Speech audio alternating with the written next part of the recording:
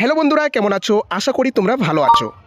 আজকে আমরা আলোচনা করব যে সকল নার্সিং ক্যান্ডিডেটরা গভর্নমেন্টের আন্ডারে জব করছো, মানে এখানে আমি আলোচনাটা বিশেষ করে করব স্টাফ নার্স গ্রেড 2 নার্সেসদের জন্য, যারা এনওসির জন্য ভাবছো কিভাবে এনওসি পাওয়া যায়, কি কি ডকুমেন্টস লাগবে, সেটা নিয়ে আজকে আলোচনা করব।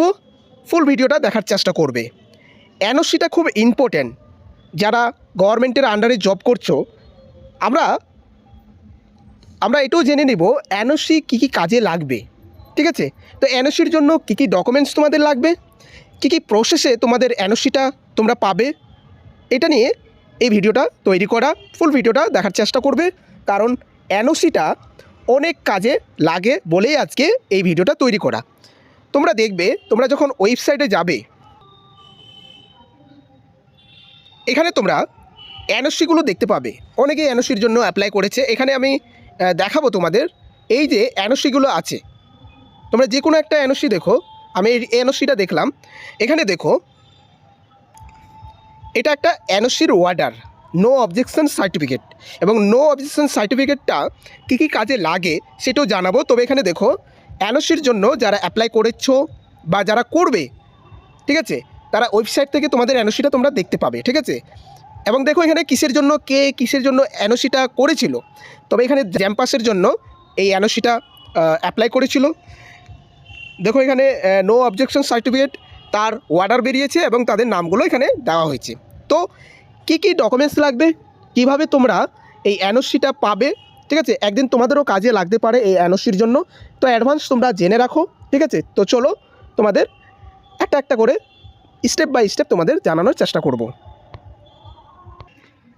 এনওসি কী কী কাজে লাগে সেটা আমরা জেনে নেব। গভর্নমেন্ট জবে এনওসি কেন লাগে?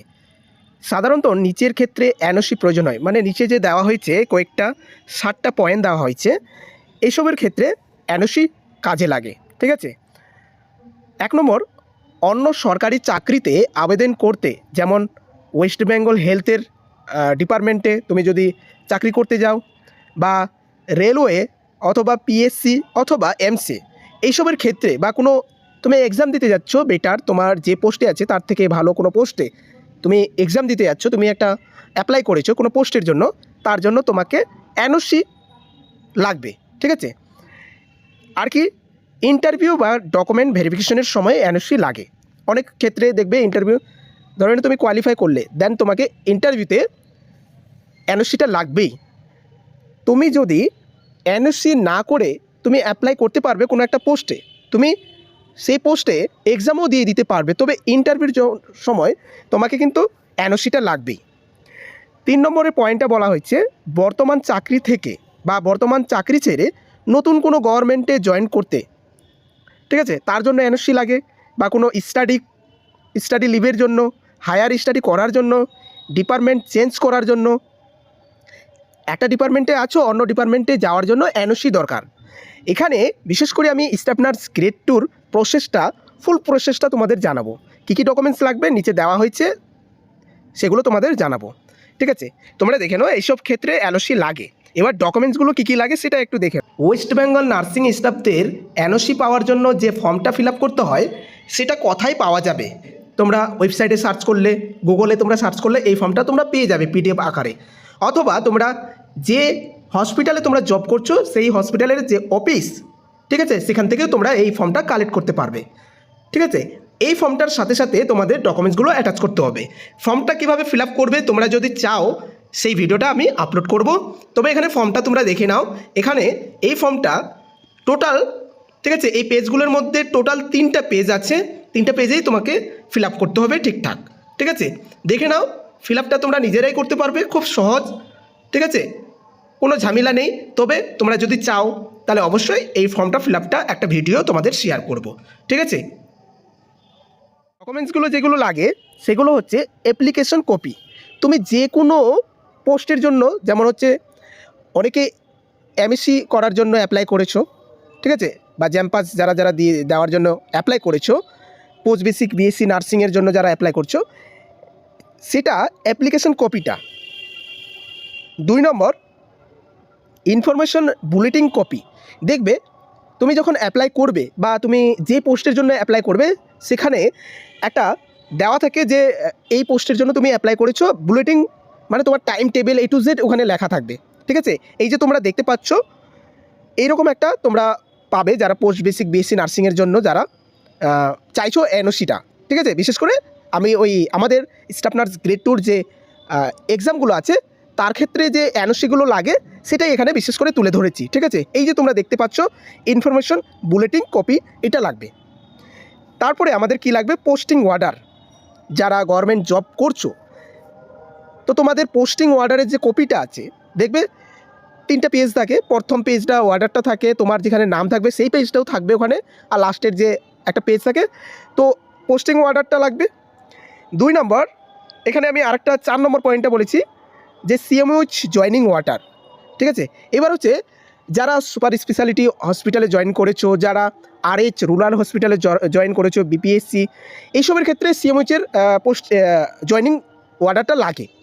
এবং যেসব স্টাফ মেডিকেলে তোমরা জয়েনিং করেছো তারা কিন্তু সেই তোমাদের হসপিটালেই কিন্তু এইসব পেয়ে যাবে, CMOH-এর অফিসে যেতে হবে না বা CMOH-এর জয়েনিং লেটার লাগবে না। তোমাদের ওখানকার MSBPর সেখানে একটা জয়েনিং অর্ডার থাকবে, সেটাই তোমরা এখানে অ্যাটাচ করবে। 5 নম্বরটা দেখো CMOH জয়েনিং লেটার। ওখানে একটা কিন্তু জয়েনিং লেটার লিখতে হয় বা অনেকে ফর্মেট থাকে জয়েনিং লেটারটার, সেই ফর্মেটটাও তোমাদেরকে লাগবে। হসপিটাল জয়েনিং লেটার, আমরা যখন হসপিটালে জয়েনিং করব সেই সময় কিন্তু একটা লেটার লিখতে হয় DNSকে। ঠিক আছে, তো ওই লেটারটা আমাদেরকে কিন্তু আবার রিটার্ন করে 2 কপি যখন আমরা জমা দিই 1 কপি রিটার্ন করে সিগনেচার সিল সই সব কিছু থাকে, তো ওই লেটারটা লাগবে। আর লাগবে জব কনফার্মেশন। দেখো জব কনফার্মেশন কখন পাওয়া যায়, আফটার 3 বছর। ঠিক আছে, 3 ইয়ার্স। ঠিক আছে, 3 বছরের পর কিন্তু কনফার্মেশন লেটারটা পাওয়া যায়, তো এটাও লাগবে। তারপরে হচ্ছে অ্যাপ্লিকেশন লেটার। আচ্ছা, আমরা যে এনওসির জন্য আমরা প্রথমে কি করব, আমরা একটা অ্যাপ্লিকেশন লিখব। যে ডিপার্টমেন্টে তুমি আছো অ্যাজ এ নার্স হিসাবে, তুমি যখন আছো তোমার সিস্টার ইনচার্জ আছে, সেই সিস্টার ইনচার্জকে তোমাকে একটা অ্যাপ্লিকেশন দিতে হবে। আর অ্যাপ্লিকেশনের সাথে সাথে এই যে ডকুমেন্টসগুলো আছে সেগুলো অ্যাটাচ করে দিতে হবে। তো এইসব কিন্তু ডকুমেন্টসগুলো লাগবে। তবে আমি এখানে লাস্টে একটা কথা বলেছি যে তোমাদের এই যে ডকুমেন্টসগুলোর যে সেট একটা তৈরি করবে, এটা কিন্তু 2টো সেট লাগবে। অনেকেই দেখবে, অনেকে বলবে যে 3টা সেট লাগে, তো 2টো সেট দিলেই হবে। একটা হচ্ছে তোমাদের হসপিটালে রাখবে একটা সেট, আর একটা সেট হচ্ছে তোমার CMOH অফিসে যাবে। আর যদি তোমরা মেডিকেলেই থাকো, মেডিকেল হসপিটালে যদি জয়েনিং করে থাকো, ঠিক আছে, তো সেখানে কিন্তু একটা হচ্ছে তোমাদের অফিসে রাখবে DNS NS এইসব ম্যাডাম, একটা কপি তোমাদের রাখবে একটা সেট পুরোপুরি। আর একটা হয়তো তোমাদের MSBP প্রিন্সিপাল এইসব ওখানে যাবে। ঠিক আছে, তো এইসব ডকুমেন্টস লাগবে আর এইসব প্রসেস তোমাদের করতে হবে। করার পরে তোমরা কিন্তু পুরোপুরি একটা NOC পেয়ে যাবে। ঠিক আছে, NOC পেয়ে যাবে। দেন তোমাদের কিন্তু এই যে এক্সামগুলো আছে জ্যানপাস এক্সামগুলো, যারা GNM করেছো তাদের জন্য তো পোস্ট BSc করাটা মাস্ট। তো পোস্ট BSc করার জন্য এইসব কিন্তু ডকুমেন্টসগুলো লাগবে NOC পাওয়ার জন্য। আর NOC না পেলে কিন্তু তুমি এক্সামে বসতে পারবে না। ঠিক আছে, যদি তুমি NOC ছাড়াই এক্সাম বসে যাও পরবর্তীকালে তোমার প্রবলেম হতে পারে। তুমি যদি ক্র্যাক করো, তোমার ধরে নাম চলে আসলো, তুমি পেয়ে গেছো, TRও পেয়ে গেছো, কিন্তু তখন কিন্তু অফিস থেকে তোমাকে অ্যালাউ করবে না। তো NOCটা তুমি যখন অ্যাপ্লাই করছো সেই সময় কিন্তু তোমাকে ইনফর্ম করতে হবে সিস্টার ইনচার্জকে। দেন এটা একটা ছোট প্রসেস, এই প্রসেসটা কমপ্লিট করলে তুমি একটা NOC পেয়ে যাবে। ঠিক আছে, এই ছিল NOC পাওয়ার একটা কি বলবো, স্টেপ বাই স্টেপ তোমাদের জানানো হলো। তো ভিডিওটা ভালো লাগলে অবশ্যই লাইক করবে এবং শেয়ার করবে। ঠিক আছে, যারা চাইছিলে NOCর প্রসেসটা জানতে বা ডকুমেন্টসগুলো কী কী লাগবে তার জন্য তো অবশ্যই এই ভিডিওটা ইম্পর্টেন্ট। চলো ভিডিওটা এখান থেকে শেষ করছি। ভালো থাকবে, সুস্থ থাকবে, দেখা হচ্ছে পরবর্তী একটি নার্সিং রিলেটেড ভিডিও নিয়ে।